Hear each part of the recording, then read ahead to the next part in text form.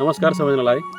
आज म कृषि व्यवसाय र समाजसेवामा सक्रिय एकजना प्रेरणादायी व्यक्तिसँग कुराकानी गर्दैछु। उहाँले कृषि व्यवसाय मार्फत आत्मनिर्भर बन्ने मात्रै होइन, समाजका विभिन्न क्षेत्रहरूमा पनि योगदान गर्दै आउनुभएको छ।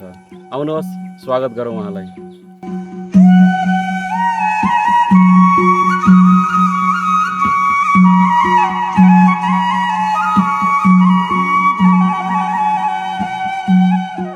सबभन्दा पहिला त स्वागत छ यहाँलाई। हजुरले छोटो परिचय दिनुहोस् न। मेरो नाम बलबहादुर सुनार, मध्यबिन्दु 14 म बतासावासी हो। म 17 वर्ष सामुदायिक वनको अध्यक्ष रहेँ र 7 वर्ष चाहिँ सरस्वती प्राविधिक स्कुलको अध्यक्ष रहेँ र अहिले चाहिँ कृषि पेसामा रूपान्तर भएको छु। मैले बाख्रा, बुङ्गु, तरकारी खेती गरेको छु।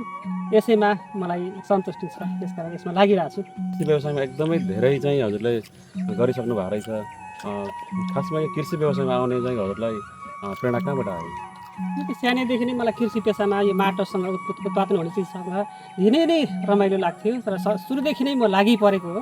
अहिले चाहिँ अब धेरै चिज छोडेर यसमा लाग्नुपर्छ भनेर नेपालमा हामीले कृषि प्रधान देश भनेको छ, तर सबैजना विदेशी रोजगारमा जानुभएको छ। त्यस कारणले हामी नेपालमै बसेर केही गर्छु भन्ने मेरो सुरुदेखि नै धारणा हो। र अहिले चाहिँ मैले सबैलाई पनि यही भन्छु कि मैले उत्पादन यो माटोबाट धेरै नै राम्रो उत्पादन हुँदो रहेछ। यो ठाउँको लागि अब यहाँबाट धेरै उत्पादन भएर यहाँबाट मैले दमबारमा पनि पसल राखेको छ। अरूखोला पनि मैले हप्ता बुधबार अनि आइतबार मैले पठाउँछु तरकारीहरू।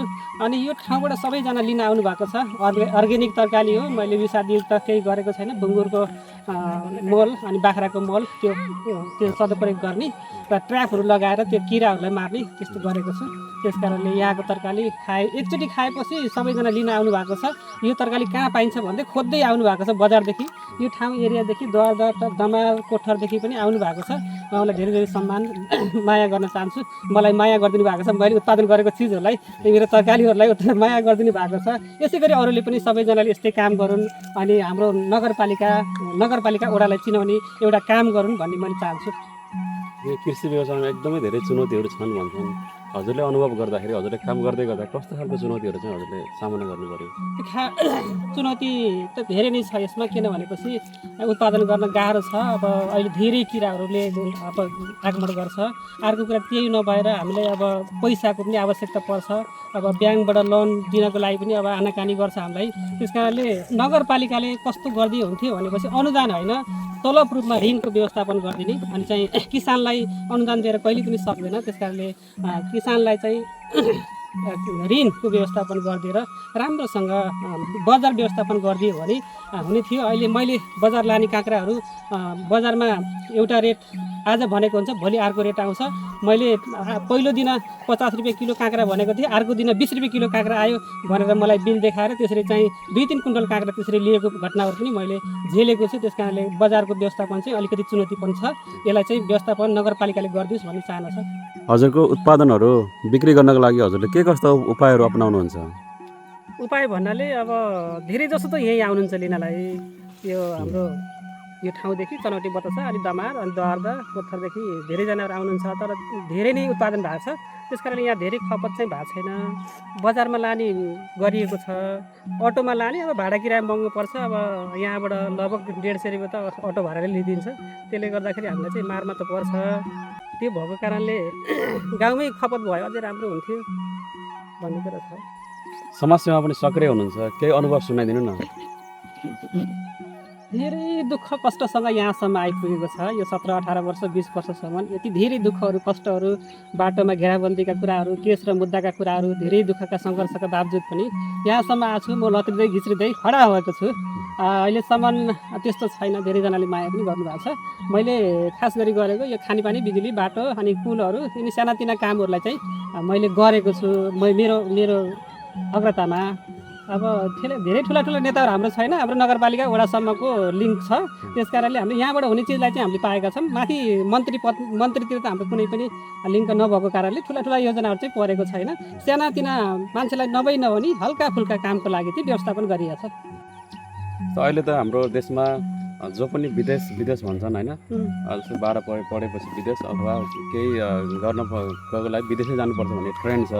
उहाँहरूलाई चाहिँ के भन्न चाहनुहुन्छ?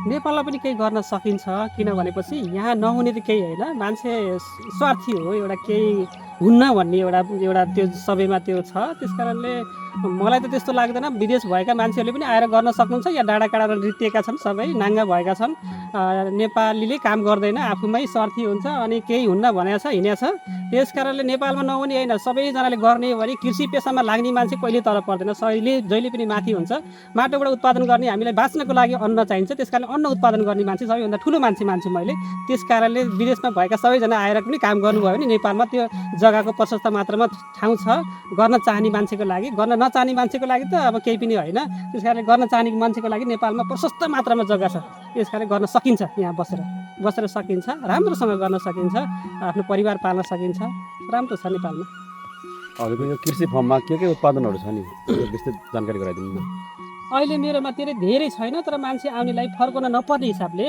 मैले त्यो उत्पादन गरेको छु मेरोमा काँक्रा छ करेला छ लौका छ भिन्डी छ अनि चाहिँ खुर्सानी पनि छ धेरै जस्तो चाहिने आवश्यक साग छ त्यसमा चाहिने आवश्यक चिजहरू सबै छ आएर फर्किन नपर्ने हिसाबले मैले उत्पादन गरेको छु थोरै अब बुङ्गुर छन् बाख्रा छन् त्यसैमा मलाई एकदमै पुरै दिन पटेको छ अन्त्यमा हजुरको ग्राहकहरू भनौँ या हजुरको उपभोक्ताहरूलाई के भन्न चाहनुहुन्छ धेरै धन्यवाद दिन चाहन्छु उहाँहरू आउनु भएको छ मलाई चाहिँ खुसी दिनुहुन्छ गर्नुहोस् दाजु राम्रो छ हजुरले गरेको चिज राम्रो छ हामीले लगाएर खायौँ हामी फेरि आउँछौँ भनेर जानुभएको छ उहाँलाई धेरै धन्यवाद दिन चाहन्छु सबैजनालाई